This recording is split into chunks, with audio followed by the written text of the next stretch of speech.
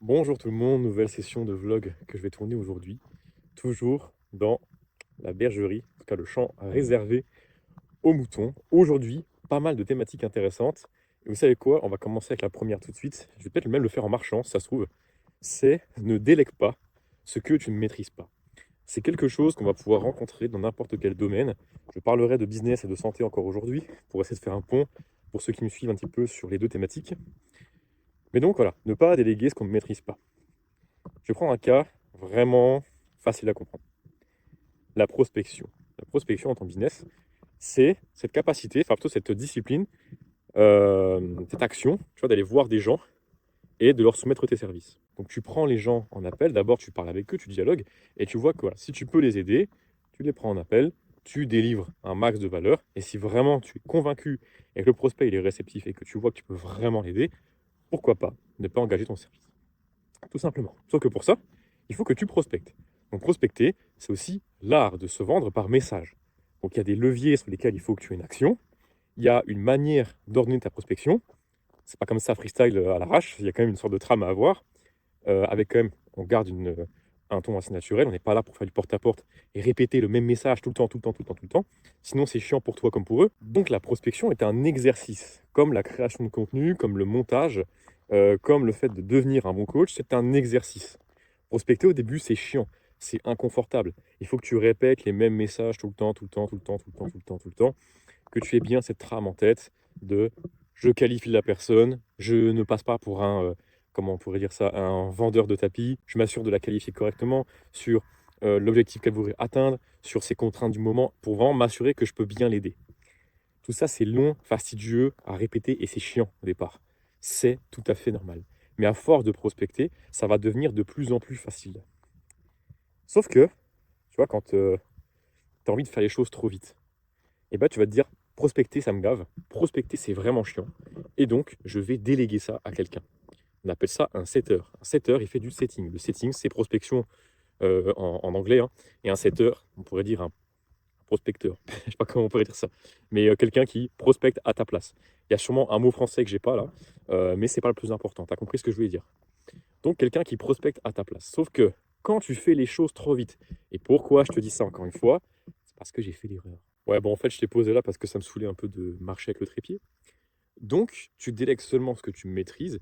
Et voilà, si je te fais cette vidéo-là aujourd'hui, peut-être dans ce sens-là, ce sera mieux par rapport à la lumière. Si je te fais cette vidéo-là aujourd'hui, c'est parce que j'ai fait l'erreur.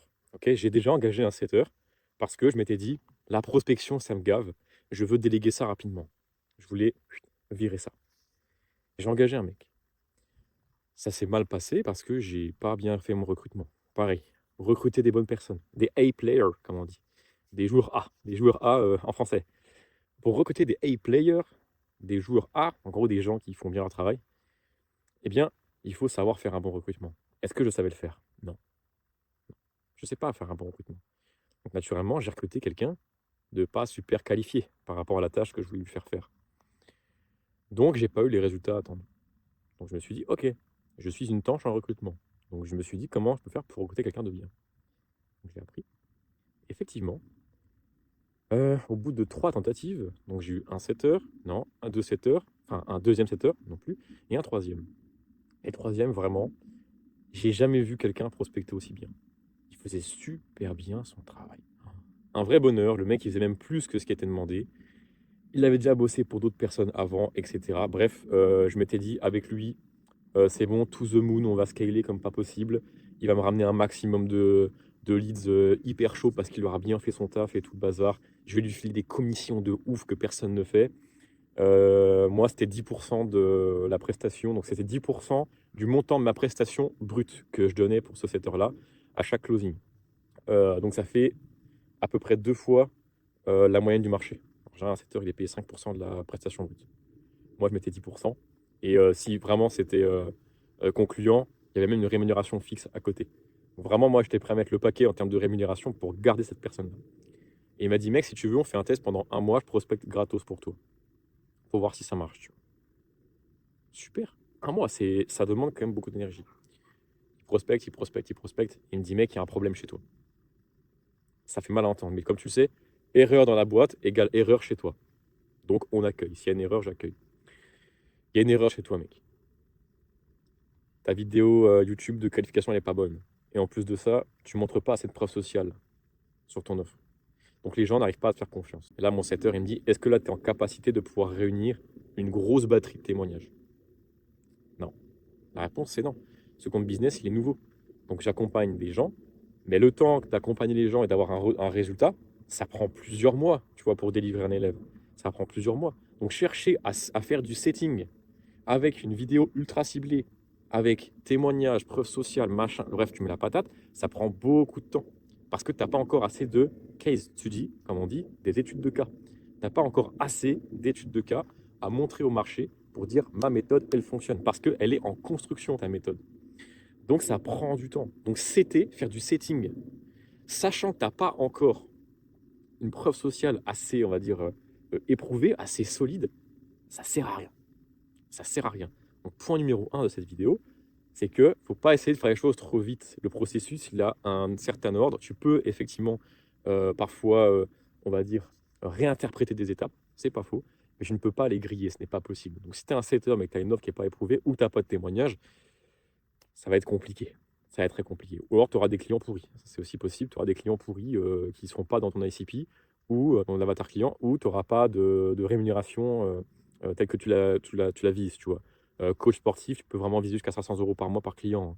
Et en théorie, tu devrais avoir un système qui te permet, toi, tout seul, sans setter, sans rien, au moins d'arriver à 5000 euros par mois, donc 10 clients par mois.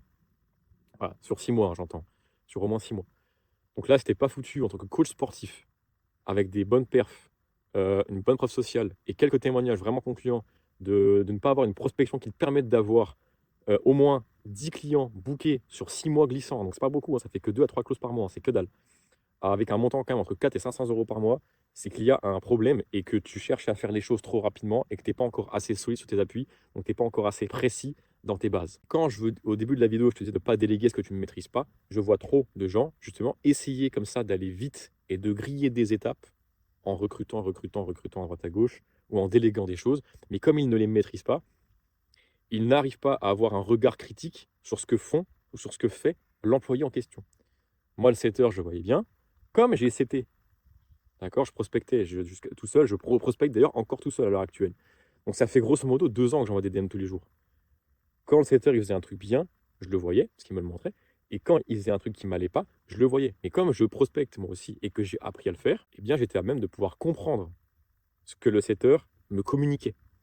Voilà. Bien évidemment, le setter, il est plus fort que moi en prospection, vu que c'est son taf à plein temps. Mais n'empêche que j'ai le bagage technique pour pouvoir le comprendre et j'ai un recul et une connaissance des fondamentaux qui me permettent effectivement d'émettre un avis sur ce qu'il fait. Et ça, c'est important. Et tu as plein de gens, ils pensent à déléguer trop vite. Et quand tu délègues trop vite, tu n'es même pas capable oui, d'émettre une critique constructive à l'égard de ce que tes employés ils font. Très compliqué tout ça, parce qu'ils peuvent faire n'importe quoi, tu ne pourras pas comprendre en fait. Tout ce que tu verras, toi, c'est des mauvaises statistiques ou des mauvais ressources sur investissement. Puis tu diras, oh, ils sont nuls, ils font pas ce que je leur demande. Non, si ton setter à l'heure actuelle, il n'a pas les résultats à être comptés, c'est que soit tu n'as pas fait un bon recrutement, c'est ce que je te disais avant, soit il fait bien son travail, mais tu n'as pas des bons résultats. Et peut-être que c'est pas de sa faute, mais totalement de la tienne, parce que tu n'as pas assez de preuves sociales, tu n'as pas assez de témoignages, tu n'as pas assez de. Peut-être qu'il n'a pas formé correctement. Si, ça se forme, hein, un setter. Il faut qu'il apprenne à setter comme toi tu le faisais avant. Si toi, avant, tu faisais que des messages vocaux et que tu passes sur quelqu'un qui est 100% écrit, ben, il faut lui apprendre à écrire comme toi tu aurais écrit à sa place. Il faut lui apprendre. Si quelqu'un écrit de manière robotique, ça se voit. Les gens sont prospectés tous les jours. La pub, c'est de la prospection déguisée, hein. Tous les jours, la terre entière essaie de te convaincre, sous différents angles, tu vois, vidéo, mail, ce que tu veux, d'acheter des trucs. Tous les jours. Donc quand tu vois quelqu'un dans tes DM Instagram qui vient et qui t'écrit comme ça, avec une manière un peu robotique, et téléphoner, on sait très bien que tu as quelque chose derrière, si tu réponds pas, on s'en fout, c'est nul. C'est nul. Donc il faut apprendre à ton setter, s'il n'est pas totalement formé, à setter comme toi tu l'aurais fait. Et ouais, ça prend beaucoup de temps. Donc il faut recruter, il faut former, et il faut être apte aussi à pouvoir entendre les feedbacks de l'employé en question. Donc il faut que tu maîtrises d'abord avant de déléguer. C'est ça en fait le point de la vidéo que je te raconte. Et c'est en maîtrisant que tu pourras bien recruter et c'est en maîtrisant que tu pourras bien former également.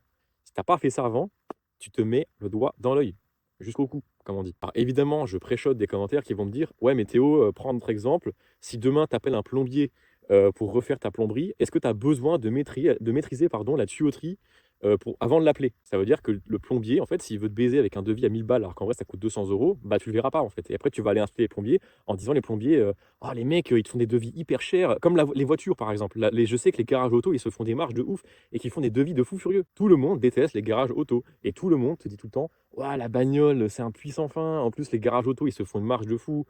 Ils te disent qu'il y a un problème, après ils vont te rappeler pour dire qu'il y a un deuxième problème et après ils vont t'allonger un devis comme ça, tac, 100 balles, 100 balles, 100 balles, 100 balles, 100 balles. Tout le monde déteste les garages auto. Sauf que sans eux, en fait, tu pas de voiture. Donc, ferme ta gueule. Et surtout que si tu étais un peu plus alerte et si tu connaissais un peu plus l'automobile, tu te laisserais pas avoir, en fait, par les garages auto, slash charlatans. Tu ne te laisserais pas avoir par ces gens-là, si tu connaissais un petit peu ta bécane. C'est le même système, en vérité. Le plombier, demain, il te fait un devis à 500 balles. Si tu es une tanche en plomberie et que tu arrives pas à voir que le problème, en vérité, il coûte 100 €, tu vas signer comme un gros pigeon le devis à 500 balles, gros. Je te le dis, hein. Il m'est arrivé ça. Dans mon précédent appartement, j'avais cassé mon chiotte. Voilà, bon, ça arrive. Le truc était comme ça, il était bancal. Donc, il pète. Je me dis, bah nickel, bon, c'est pas grave, tu vois. Ok, il est bancal, mais c'est pas grave, je le réparerai quand je me casserai d'ici, tu vois. Le temps passe, après, il y a une fuite. Il y a une fuite qui commence à se déclarer. Je me dis, bon, c'est pas grave, tu fous une tasse sous les gouttes d'eau et puis terminé, c'est pas trop grave, tu vois. Et au bout d'un moment, la fuite, c'est pas une tasse par jour, c'est un seau par jour. Donc là, je me dis, bon, peut-être que là, il serait temps quand même de passer à l'action. Toujours pareil, en fait, tu passes en général à l'action quand la douleur, elle est hyper forte. Les gens qui passent pas à l'action, c'est que la douleur, elle est pas assez forte. Bah, là, c'était pareil, tu vois. Je pouvais chier avec le cul en biais et je pouvais tirer des chasses d'eau avec une tasse en dessous avec l'eau qui fuit. Ça allait. Mais bon, le jour où ça commence à être un seau d'eau, un seau de flotte tous les jours, là, j'ai commencé à me dire que c'est bon. J'en ai marre. Là, j'en ai marre. Chasse d'eau, en fait, à chaque chasse d'eau, pardon, c'était un véritable torrent. Je me suis dit, bah, je vais appeler un plombier, tu vois. Donc, j'appelle la copropriété. Je dis, salut les gars, bon, petit dégât des eaux, le WC, il est en berne. Aidez-moi s'il vous plaît parce que sinon, bah, en fait, je débourse le palier en fait. Aidez-moi. Et ils m'ont dit: «Bah, pas de problème, on va appeler, l'entreprise, chargée de voilà, de s'occuper pardon des WC, enfin de la plomberie, je sais pas moi comment on appelle ça, de l'immeuble». Pas de problème, je suis mis en relation avec ces gens-là, j'appelle encore une fois: «Bonjour, aidez-moi s'il vous plaît, je vais chier par terre» et le mec sans sourciller, il me dit: «Ah ouais, là, faut vraiment tout changer monsieur, hein, si c'est comme ça. Faut changer le WC complet, hein». Je dis: «Bah, OK, d'accord, soit, mais ça coûte combien en fait cette histoire?» Moi, je m'en fous en fait de ce qu'il faut faire, c'est un montant qu'il me faut. Il me dit: «Waouh, bah, faut quand même qu'on vienne, les frais de déplacement, le WC, vous voulez l'acheter vous-même ou on en prend à votre place?» Je dis: «Bah, prenez la pire d'eau qui existe en fait, tant que je peux y aller tranquillement, il y a aucun problème». OK, donc faut qu'on vienne, faut qu'on regarde, faut qu'après qu'on revienne avec le nouveau WC, faut qu'on le pose, les matériaux, ouais, je pense c'est un devis à 600 €, hein. Pardon, à quoi? Si là, je meurs de rire, je fais: «600 € pour un chiotte, vous m'avez pris pour un con ou quoi?» Oh! Il est pas cassé mon chiotte, il est juste bancal. Il y a une fuite au niveau tu sais, du raccord entre le WC et l'évacuation de la flotte. Il y a c'est juste le raccord le problème. Le WC n'est pas cassé en tant que tel. Pourquoi vous voulez le changer? «Ah mais par sécurité et cetera». Je fais: «Ouais, c'est ça, cassez-vous, ouais». Et là, je vais sur un site de fou qu'on appelle Allo Voisin. Allo Voisin, c'est un site qui te met en relation avec des particuliers et des pros, mais des pros qui sont à leur compte, mais des pros qui sont honnêtes, en fait. Je parle avec un gars et il me dit: «T'inquiète pas mec, tu as pas besoin de changer le chiotte, c'est juste un raccord». Donc on va le soulever, le retirer, on va refaire le joint, on va le remettre comme il faut et cetera. Et je dis: «Bah, combien ça va coûter à ton avis, toute cette histoire?» «Bah, je viens, je regarde un peu, je regarde ce qu'il faut, je repars, je reviens. Ouais, compte, 120 € mec». Allez, vendu gros, vendu. 120 balles, le mec il est venu 2 jours et pas terminé. Faut savoir un truc, c'est qu'il y a un pote à moi qui est venu avant, le gars de Allo Voisin. Il est venu chez moi. Il m'a dit: «Mais mec, il y a pas besoin de le changer. Tu as juste à refaire le joint et tu as juste à refaire ça». Donc moi, je savais déjà ce qu'il fallait faire. Je savais en fait le levier qu'il fallait avoir pour réparer mon chien. Donc s'il y avait un autre charlatan qui m'aurait dit: «Non, faut tout changer», j'aurais dit: «Non, casse-toi gros, il y a que le joint à refaire». Donc forcément, quand le mec doit le voisin, il m'a dit: «Bah, faut juste refaire le joint», je lui ai dit: «Bah, c'est bon, c'est pas un mec qui me prend pour un con, donc let's go». 120 balles, il est venu, réparation, terminé, terminé. C'est le même système, même système. Il faut que quand même que tu t'y connaisses un petit peu pour pas qu'on te prenne pour un con, en fait. C'est pour ça que moi de nature, je suis assez sceptique, sauf quand quelqu'un vraiment a l'air très renseigné. Voilà, je vais aussi faire mes recherches. Tout le temps, je fais des recherches, je regarde et surtout je me nourris de l'avis des gens qui se sont fait avoir. J'apprends beaucoup plus des gens qui ont fait des erreurs de ceux qui ont réussi, tout le temps. Il y a beaucoup plus de données à recueillir des gens qui ont échoué, parce qu'il y en a beaucoup plus, que de ceux qui ont réussi. Ça, c'est un truc qu'il faut retenir aussi. Donc voilà, en gros, donc voilà, on parle de mes chiottes et du setting, donc c'est marrant cette vidéo, mais donc tout ça, voilà, tout ce que je te raconte ici, in fine, pour que tu comprennes que tu ne délègues uniquement ce que tu maîtrises, ou en tout cas quand tu connais bien les fondamentaux. Parce que sinon, eh ben, tu peux te faire carotte. Voilà, fin de la vidéo du jour. On va en tourner une deuxième juste après là. J'espère que j'ai encore un peu de temps devant moi, normalement oui. Et puis bah voilà, on se retrouve pour la prochaine.